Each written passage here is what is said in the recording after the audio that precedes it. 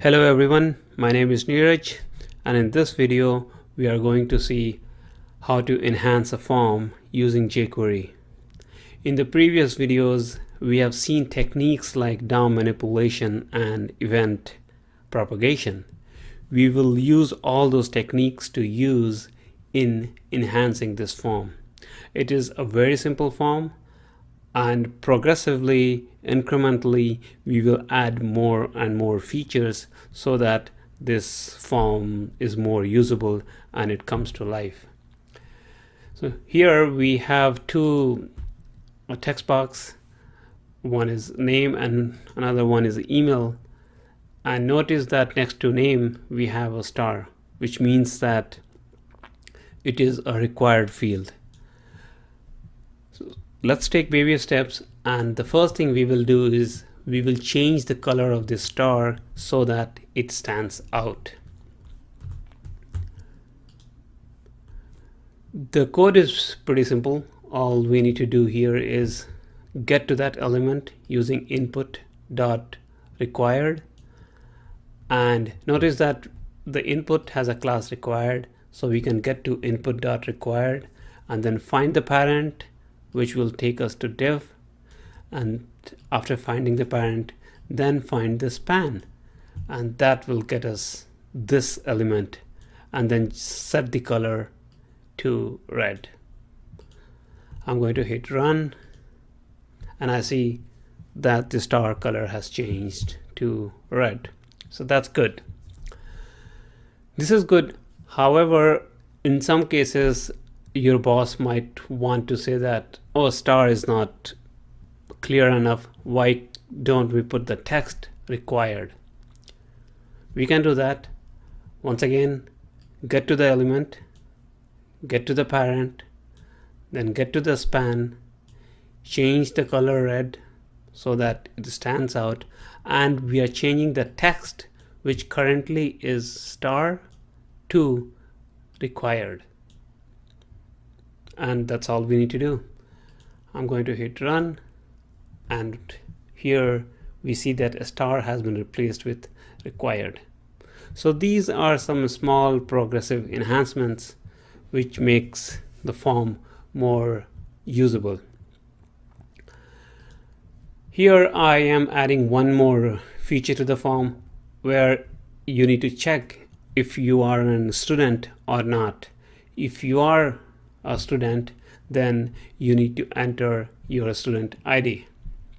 Okay, but if you're not student, then this should be visually very clear that if you're not a student, then you don't need to enter that. I'm going to make this area gray until you check this thing, check this checkbox. So we get to the student ID here, student ID.input, and then we disable the text.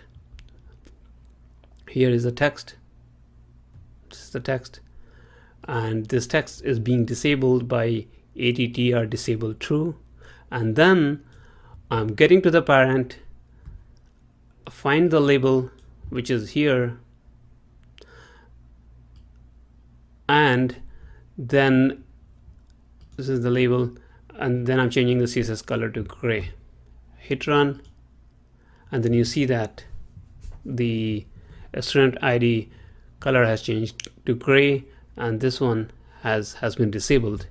Here in CSS I have said that if the disabled, for all the disabled elements, the background color is this. So this looks a bit nicer.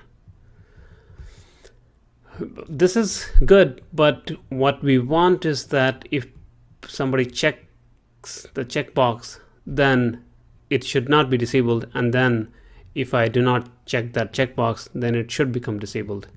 So what we need to do is we need two functions to enable a student ID and to disable a student ID. Here I have the function disable student ID, which is these 3 lines of code are exactly as we saw in the previous example. And then we have the function enable student ID.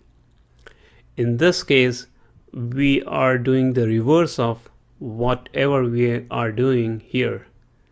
So Here we set the attribute disabled to true, and here we are removing the attribute disabled.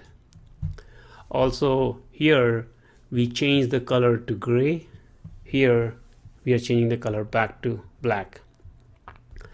But we need to find the right event handler which will call the disable a student ID or enable a student ID depending on the status of the checkbox. So here we need to do the binding. So what we can do is $student ID input checkbox. So we get to this checkbox and then we are binding change event, which means that any time this checkbox value changes, which means either it is checked and then it goes to unchecked, or it goes from unchecked to checked, then this function will be invoked. And here by doing $this.isChecked, I'm checking if the current status of the checkbox is checked or not checked. And if it is checked, then we are calling enable student ID. If it is not checked, we are saying disable student ID. So let's try it. I'm going to hit run and then I'm going to disable. So when we remove the checkbox, then it fired this change event which invoked this function, and there this disable student ID was invoked. And now if I check it, then enable student ID is invoked, and enable student ID removes the disable attribute, and it also changes the color of the student ID. So this is a nice enhancement which can be done by JavaScript to make forms more usable. This form is looking good, but we can add one last thing, and that is if I'm not a student, then do not show me the student ID. So far we are keeping it disabled, but what's the point of keeping it disabled? We can totally remove it. So what we are doing here is that if it is after disabling the student ID, we are going ahead and we are saying that hide that element. And then if it is checked, then we are showing that element. So let's see how it looks. So this is student ID, it is checked, so you can enter a student ID. But if you disable, then the whole element is gone because you don't care about it. And when you care about it, then it will come up. So once again, it is a nice touch to the form. The wonderful thing about jQuery is that it makes the form come alive. We can do a lot of enhancements to this form. For example, we can give the error messages or the feedback to the user instantly. For example, the user comes here, types in the name, and then moves to email. Then we can give a feedback immediately that this is required, you didn't type anything. Or we can change the color. So a number of things can be done. I encourage you to go to bigbinary.com/downloads, and there you will be able to download the practice materials. The practice material has links to all these jsfiddle.net code that I just discussed with you. You can make changes to the code and you can play with it. That's the end of this video. If you have any feedback, send it to me. Thank you.